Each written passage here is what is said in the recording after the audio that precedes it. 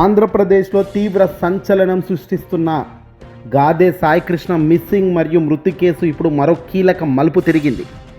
ఈ కేసుల్లో ప్రధాన నిందితుడిగా ఉన్న సస్పెండెడ్ సిఐ నాగరాజును సిట్ అధికారులు ఎట్టకేలకు ఈరోజు అరెస్టు చేసి అదుపులోకి తీసుకున్నారు.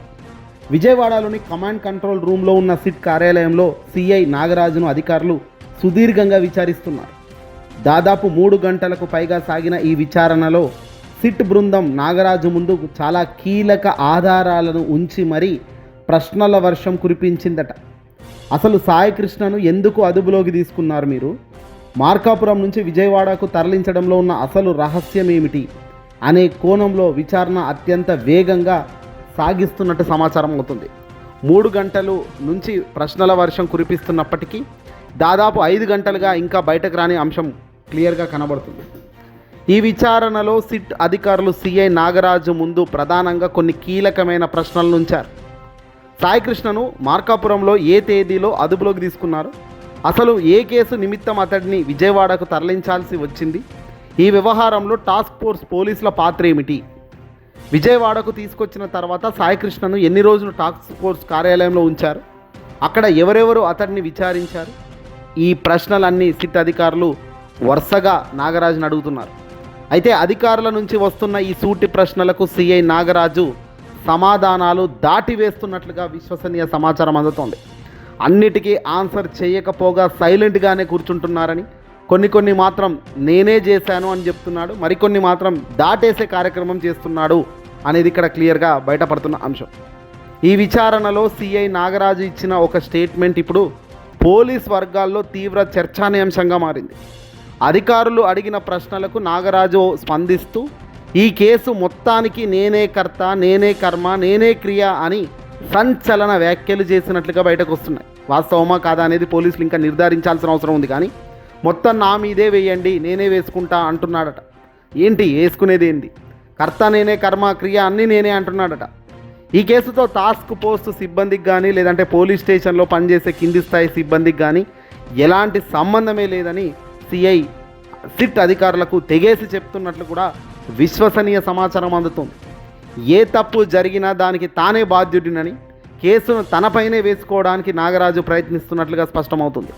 తన కింద పనిచేసిన సిబ్బందిని ఈ కేసు నుంచి తప్పించడానికి సిఐ నాగరాజు ఈ విధమైన వ్యూహాన్ని అనుసరిస్తున్నారా అనే కోణం అనుమానాలు ఇప్పుడు వ్యక్తమవుతున్నాయి. అసలు నీకేం అవసరం వచ్చింది? నువ్వెందుకు ఇంతగా మీదేసుకోవాల్సిన అవసరంగా ఆలోచిస్తున్నావు? నీ మీద ఎవడున్నాడు? నీ మీద ఎవడు నడిపించాడు?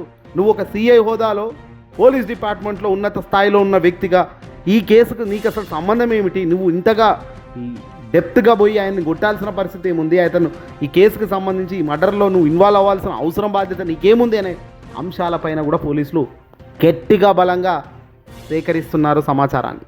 ఇక ఈ కేసులో అత్యంత సంచలనాత్మకమైన విషయం ఏంటంటే కీలక ఆధారాలు మొత్తం ధ్వంసం చేశారు. కృష్ణలంక పోలీస్ స్టేషన్కు సంబంధించిన దాదాపు 1 ఏడాది కాలపు సీసీ ఫుటేజ్, కెమెరా ఫుటేజ్ మొత్తం మాయమైపోయింది. 1 రోజు 2 రోజులు కాదండి బాబోయ్. కృష్ణలంక పోలీస్ స్టేషన్లో 1 ఏడాది కాలంగా గడిచిన ఏడాది మొత్తం 1 year data of CCTV footage మటుమాయం చేశారు.